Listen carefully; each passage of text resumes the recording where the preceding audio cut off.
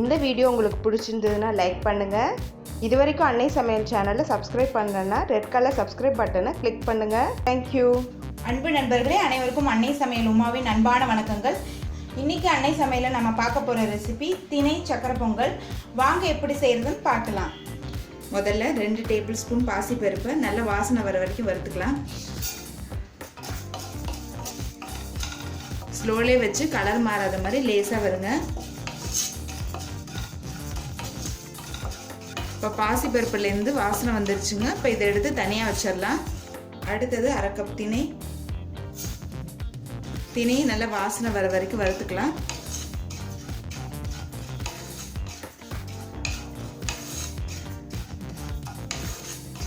இப்போ திணையிலேருந்து நல்ல வாசனை வந்துருச்சுங்க. வறுத்த பாசிப்பருப்பையும் திணையும் கொஞ்சம் நேரம் ஆறின பிறகு நல்லா கழுவி குக்கரில் போட்டுக்கலாம். இப்போ திணையையும் பாசிப்பருப்பையும் குக்கரில் வேக வைக்க போகிறோங்க. நான் சீக்கிரம் ஆகணுங்கிறதுக்காக குக்கரில் செய்கிறேன். அப்படி இல்லைன்னா நீங்கள் கடாயில் செய்யலாம், இல்லைன்னா மண்பானையில் பண்ணலாம். இப்போ நான் 1/2 கப் தண்ணி சேர்க்குறேன்.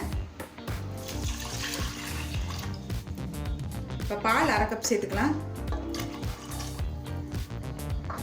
நீங்கள் 1 கப் திணை எடுத்தீங்கன்னா 3 கப் தண்ணி சேர்த்துக்கோங்க, 1 கப் பால் சேர்த்துக்கோங்க. பால் சேர்க்கறதுனால பொங்கல் டேஸ்ட் ரொம்ப நல்லாயிருக்கும். இப்போ மூடி போட்டு 4 விசில் வந்தோடனே இறக்கி வச்சிடலாங்க. இப்போ குக்கர்லேருந்து 4 விசில் வந்துருச்சுங்க. திணையும் பாசிப்பருப்பும் பார்த்திங்கன்னா நல்லா வெந்துருச்சு. இருந்தாலும் ஒரு கரண்டியால் நல்லா இப்படி மசிச்சு விட்டுருங்க. அப்போ தான் சக்கரை பொங்கல் நல்லா குழைவாக இருக்கும். இப்போ இது ஒரு கடாய்க்கு மாற்றிக்கலாங்க. இப்போ 1 கப் வெல்லத்தை சேர்த்துக்கிறேன். கொஞ்சமாக தண்ணி,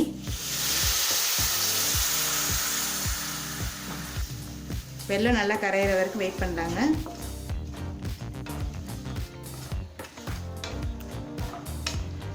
நான் 1/2 கப் திணைக்கு 1 கப் வெல்லம் எடுத்திருக்கேன். நீங்கள் விருப்பப்பட்டால் 3/4 கப் கூட போட்டுக்கலாம்.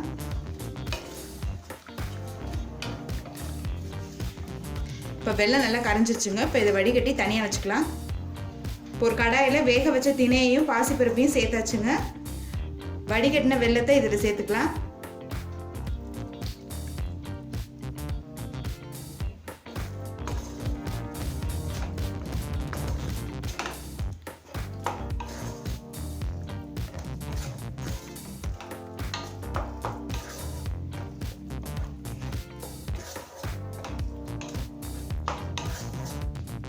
இதில் கொஞ்சமாக நெய் சேர்த்துக்கலாங்க.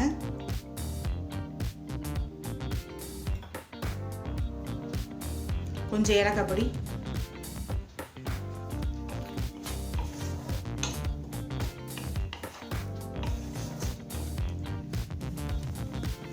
அடுத்தது பச்சை கற்பூரம் கொஞ்சம் சேர்த்துக்கலாங்க. இது ஆப்ஷனல் தான், விருப்பப்பட்டால் சேர்த்துக்கலாம், இல்லைன்னா வேண்டாங்க. இப்போ நல்லா குழஞ்சிருச்சு பொங்கல். இப்போ நெய்யில் வதக்கின முந்திரி திராட்சை இதில் சேர்த்துடலாங்க.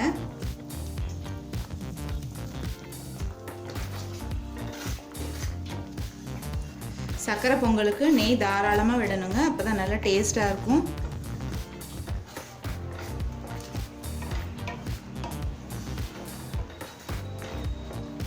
தண்ணியாக இருக்குன்னு நினைக்காதீங்க. ஆறின பிறகு பார்த்தீங்கன்னா திக்காயிட்டே இருக்கும். இப்போ இறக்குனா தான் வந்து கொஞ்சம் நேரம் ஆறின பிறகு கூட நமக்கு சாப்பிட்ற மாதிரி நல்லா குழைவாக இருக்கும் பொங்கல். இப்போ திணை சக்கரை பொங்கல் ரெடி ஆயிடுச்சுங்க. நம்ம சர்வ் பண்ணிடலாம். இப்போ சுவையான திணை சக்கரை பொங்கல் ரெடி ஆயிடுச்சுங்க. ரெசிபியை ட்ரை பண்ணி பாருங்கள், கண்டிப்பாக உங்களுக்கே பிடிக்கும். ரெசிபி பிடிச்சிருந்ததுன்னா வீடியோவை லைக் பண்ணுங்கள், கமெண்ட் பண்ணுங்கள், ஷேர் பண்ணுங்கள். இது வரைக்கும் அன்னை சமையல் சேனலை சப்ஸ்கிரைப் பண்ணலன்னா சப்ஸ்கிரைப் பண்ணுங்கள். தேங்க்யூ.